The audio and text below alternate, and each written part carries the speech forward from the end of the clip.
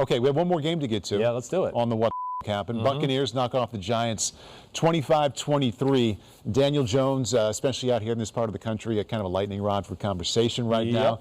More encouraged by his touchdowns or discouraged by those two really bad INTs? Yeah, I'm discouraged. The game itself, I'm discouraged more. And a guy, again, just to frame it up, I didn't like Daniel Jones coming out in the draft. He's proved me wrong, and I've been a big defender of him ever since. I really am. And, of course, I'm a Giants fan, so I'm rooting for him. But that was an ugly game. The interceptions, yes, but I'll tell you what also pisses me off, just, as far as a Giants fan, the 4 missed wide-open deep throws. Yeah. I mean, those were big. Those were points that never came about. It wasn't like he missed a deep throw and, they still went down the field and scored the touchdown. That's when you can, live with it. But these were like, and then they had a punt a few plays later. And that was like, whoa, that was an opportunity to really put the Bucs in a tough spot here. So I was disappointed with that, let alone the interceptions. Yes, I mean, Joe Judge managed the game perfectly. They did so many good things to where it was there to be had. They caught the Bucs on an off night, kind of sleepwalking, and they were trying to let the Giants win the football game. And the Giants screwed it up, really. I mean, hey, it was a good game plan. They ran the ball well. They were patient with that. They weren't going to let the Bucs ruin the game. Jason Garrett had a good game plan of a lot of 2 tight end sets. Teams, why did he go to 2 tight end sets? Because he knows Todd Bowles brings 9 zillion different creative blitzes, and he gets in those 2 tight end sets. That makes Todd Bowles go, wait, they can run it, they can spread out, I don't know what to do, let's play more vanilla, right? So he did that. I thought that was very smart. The running game, even though it wasn't big numbers, it was successful enough to where, we got to worry about it. We got to defend it. And Daniel Jones did some good things, certainly. But, I mean, the first interception. Both interceptions were just disastrous. Disastrous. Yeah. The first one, it is, 14-6, right? It's 14-6. Yep. And they're, dancing around midfield. It's trips right. There's 3 receivers to the right. They play for the blitz. They call a maximum protection. The tight end stays in to block. They have a 6-man pass protection. The Bucs bring the blitz. Jason Garrett's got it. He's called the right play. They're screwed. They call double slant and go on the outside. And then they just have Golden Tate running a post up the middle. That's all they got. It's 3-man route. Everybody else is in blocking. Set Hutt gets the ball. Safety goes way to his right. And he looked left. He looked left. He did look where the wide open receiver was. And he got off it so quickly, he never gave it a chance to look at it. Yeah. I don't know what he did. The guy, Slayton, who, for everyone out there, is wide open. It's going to be a walk-in touchdown. He's behind the DB by, 15 yards? Yes. At least. The DB didn't even make a move. He was stuck. And Daniel Jones looked over there, and before Darius Slayton even came out of his break for the go part of it, he already looked the other way. And I just went, well, wait, it's a slant and go. You got to let the guy bite on the slant, and then you got to see if the go's there. He didn't do that. And then he goes to the other side, and the safety's way over there because they were playing like a trap coverage blitz where it looked like it was 3 deep, but now it's playing to cover 2 to his right. And now he's looking over there. Okay, I got pressure, and he's got somebody hanging on him, and he's going to try to throw a ball as somebody's hanging on him up and over Carlton Davis, who's 12 yards down the field, and his receiver's only 3 yards behind him on the sidelines. So all of it was bad. Yeah.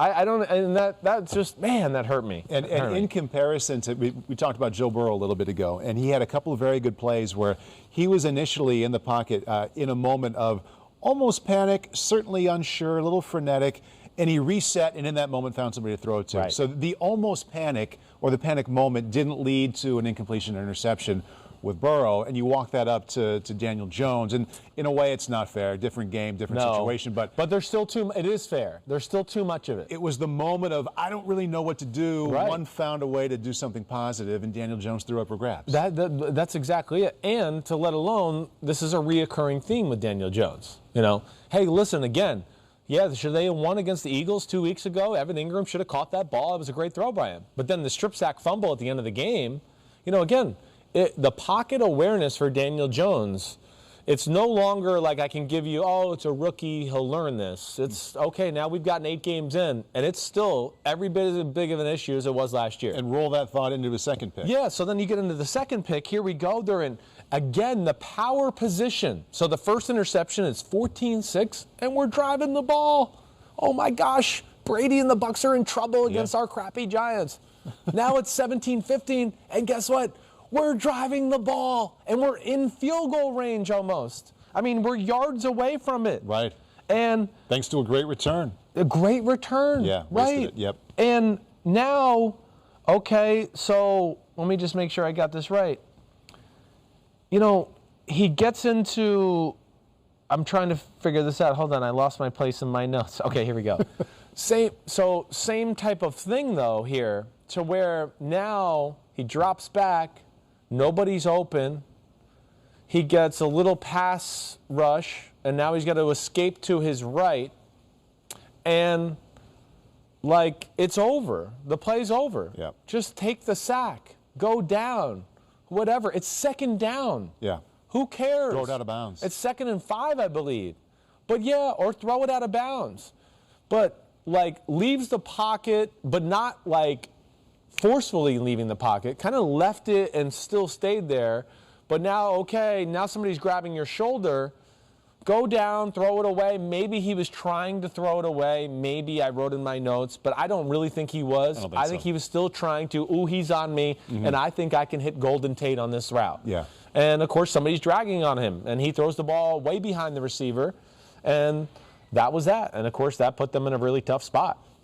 You seem almost hurt by his decision. I am a little bit. There's no doubt about it. I mean, I really am, just because it was there to be had. Yeah. The game was there to be had. It really was. And that's where I just am like, man, they could have pulled off the upset, and it could have been a whole different story. And I know there was one other thing I wanted to see about that play that I'm still missing here. Is this the second interception? Yeah, it's the second interception. Okay. I got to go to it here. Good. I think I missed it. Either way, forget it. Okay. We're good. Let's go to Brady. Yeah, let's go to Brady. A to F. How do you grade his performance? I would give his performance. I'm going to write one down here, too. Yeah, I'm thinking I'd probably give it an A. You go A? I would. I don't think anything, nothing about his performance I looked at and went, that was a Brady problem or a Brady issue. Right. They were a little off altogether as an offense the whole night. Did he have a few throws? Like there was a deep corner route to Mike Evans down the left sideline. Yeah, okay, he's Tom Brady. But there wasn't many he missed. So in rhythm, didn't he? Yeah, so in rhythm, threw the ball perfect. I think some of the ones he did miss were probably more route issues. He missed Jaden Mickens down the middle one time on a deep crossing route. I think the game was at 7-3 at that point. Okay. And Mickens didn't keep running. And if you watch the game on TV, Brady throws the ball, and you can read his lips as he goes, run!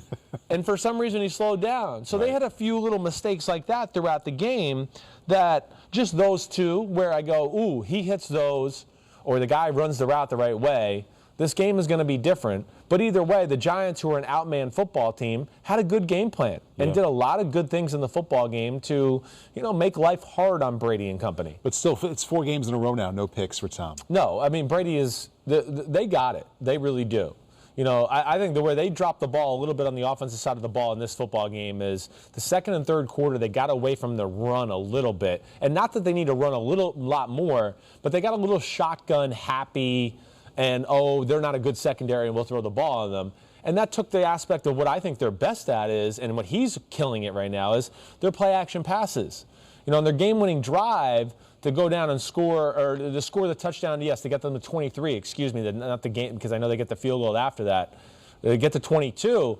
The play-action pass came back, and even the last field goal drive, it came back a little bit to help them out that way. So that's the only negative I have. The Giants, though, Patrick Graham, You know, he's a really good defensive coordinator. He's a rising star in the league. And the other thing that really helped them out in the matchup itself, Paul, is just that they have so many big people up front. It allowed them to play a lot of shell coverages, a lot of 2 deep and 4 deep, and never have to take a chance of going, we're one-on-one against your great receivers or weapons. And that's one luxury the Giants have because they have a lot of big people up front that they can kind of just go, no, front 4 or front 5, you guys handle the run. We need to worry about these corners back here, and we got to help them out.